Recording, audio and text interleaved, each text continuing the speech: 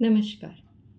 Successful લોકો, અબજો, અરબોપતિ અને એક સામાન્ય વ્યક્તિમાં ફરક છે તો ફક્ત અને ફક્ત માઇન્ડસેટનો. કારણ કે ભગવાને આપણને બધાને એકદમ ઇક્વલ માઇન્ડ આપ્યું છે. આપણા અને ફક્ત આપણા પર નિર્ભર કરે છે કે આપણે એ માઇન્ડનો કેવી રીતે ઉપયોગ કરીએ છીએ. જે પણ તમે સક્સેસફુલ લોકો છે, તમે એમની સ્ટોરી વાંચો. તમને એમ વાંચવાથી, એમના વિશે જાણવાથી ખબર પડશે કે ભાઈ પ્રોબ્લેમ્સ તો એમની લાઈફમાં પણ આવ્યા, રૂકાવટો એમની લાઈફમાં પણ આવી, પણ એમને સક્સેસ ક્યારે મળી? જ્યારે એમણે હાર નથી માની. એમનું એક માઇન્ડસેટ હતું, નેવર ટુ ગીવ અપ.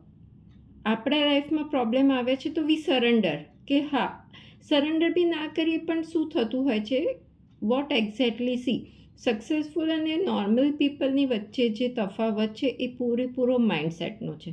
તો આજે હું તમને સમજાવવા જઈ રહી છું કે માઇન્ડસેટ કેટલું મોટો ભાગ ભજવે છે આપણા સક્સેસમાં, અને માઇન્ડસેટને કેવી રીતે આપણે ચેન્જ કરવો આપણી ફેવરમાં. સી, માઇન્ડસેટનો પ્રોબ્લેમ શું થાય છે કે અગર નોર્મલ પીપલની વાત કરું તો આપણી લાઈફમાં અગર કોઈ પ્રોબ્લેમ આવ્યો તો એ પ્રોબ્લેમને વાગોર્યા કરે.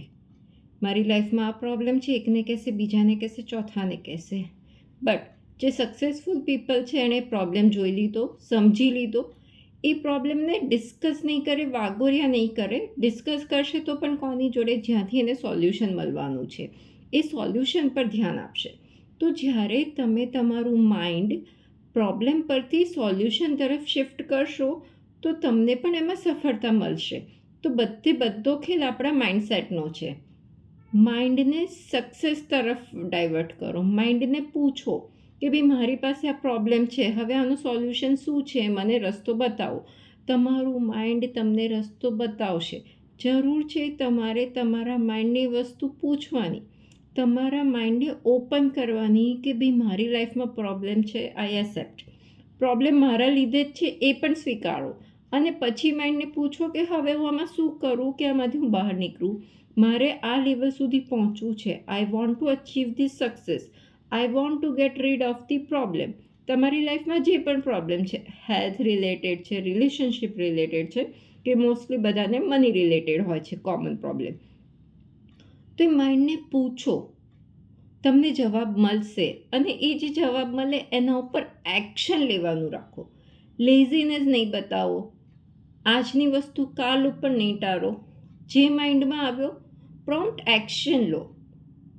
તમને ખબર નથી પડતી તો કોઈ એક્સપર્ટની સલાહ લો, પણ એ વસ્તુ પર સ્ટક નહીં થઈ જાઓ.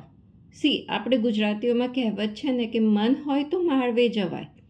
તમારું મન જ છે જે તમને બધી જ વસ્તુ અપાવશે. અને તમારું મન જ છે કે જો તમે હાર સ્વીકારી લો તો એ કહેશે ઓકે ફાઇન, તારી ઈચ્છા છે હારીને બેસી જવાની, તથાસ્તુ. તારી ઈચ્છા છે કે આના ઉપર આગળ વધવાની ને સક્સેસ થવાની, તથાસ્તુ. માઇન્ડ તો જે રીતે તમે કહેશો એ રીતે જ કરવાનું છે. જરૂર છે તમારે માઇન્ડને મેક્સિમમ કામ કરાવવાનું. માઇન્ડને અગર તમે લેઝીનેસ બતાવશો તો એને તો આરામ પસંદ છે, શાંતિથી બેસી જશે. બોડીને પણ લેઝીનેસ વધારે પસંદ હોય છે. કંઈ બી કર્યા વગર શાંતિથી બેઠે બેઠે બધું મળે એવું આજકાલ બધાને જોઈતું હોય છે. પણ હકીકતમાં એ નથી. જેટલું તમે મન અને શરીરને કામે લગાડશો એટલું જ તમે સ્વસ્થ રહેશો અને સક્સેસફુલ રહેશો. તો આ બે વસ્તુ સમજી લો. માઇન્ડને મેક્સિમમ કામ પર લગાવો અને માઇન્ડમાં સારા વિચારો લાવો. અગર પ્રોબ્લેમ નથી તો પણ માઇન્ડમાં સારા વિચારો રાખો. ઓલવેઝ પોઝિટિવ વિચાર રાખો. ઓલવેઝ મનમાં રાખો કે I am researchful, I am successful, universe is always with me, I am always happy, મારી આસપાસ હંમેશા સારા લોકો છે. આવા બધા વિચારો કન્ટિન્યુઅસ તમારા માઇન્ડમાં ચાલવા જોઈએ. અગર તમે આટલી આ સિમ્પલ વસ્તુ સમજી લેશો ને તો તમારી લાઈફમાં બહુ જ સારી વસ્તુઓ થતી જશે. પ્રોબ્લેમ આપોઆપ દૂર થતા જશે. સી, પ્રોબ્લેમ તો આવશે, એવું નથી કહેતી કે પ્રોબ્લેમ નહીં આવે.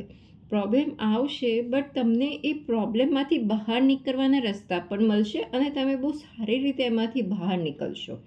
જરૂર છે ફક્ત અને ફક્ત માઇન્ડને પૂછવાની, એને કહેવાની જરૂર છે કે ભાઈ મારે આમાં હારીને નથી બેસવાનું, I have to move on, મને રસ્તો બતાવ.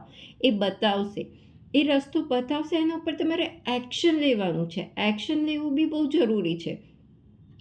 લાઈફમાં આપણને દિવસમાં તમને બહુ બધા થોટ્સ આવશે, બહુ બધા ઇન્ટ્યુશન્સ આવશે. તો એમાંથી જે સારા ઇન્ટ્યુશન્સ છે એ તમારે એના ઉપર નોટ કરી અને એના ઉપર તમારે એક્શન લેવાની જરૂર છે. કારણ કે માઇન્ડનું કામ તો છે કે તમને વિચાર આપવાનું, પણ એ વિચારને હકીકતમાં કન્વર્ટ કરવા માટે એક્શન તો તમારે જ લેવું પડશે. તો એ એક્શન તમે લેશો તો એનું તમને ફળ મળશે. તો 2 વસ્તુ જરૂરી છે. એક તો માઇન્ડસેટ પોઝિટિવ રાખો, સારા લોકોની ઓટોબાયોગ્રાફી વાંચો. આજકાલ તો નેટ ઉપર બધું ઇઝીલી અવેલેબલ છે. માઇન્ડસેટને ચેન્જ કરવા માટે શું કરવું જરૂરી છે? સંગ એવો રંગ હોય છે, રાઈટ? તો તમે પોતાને સારા લોકોથી સરાઉન્ડ કરો.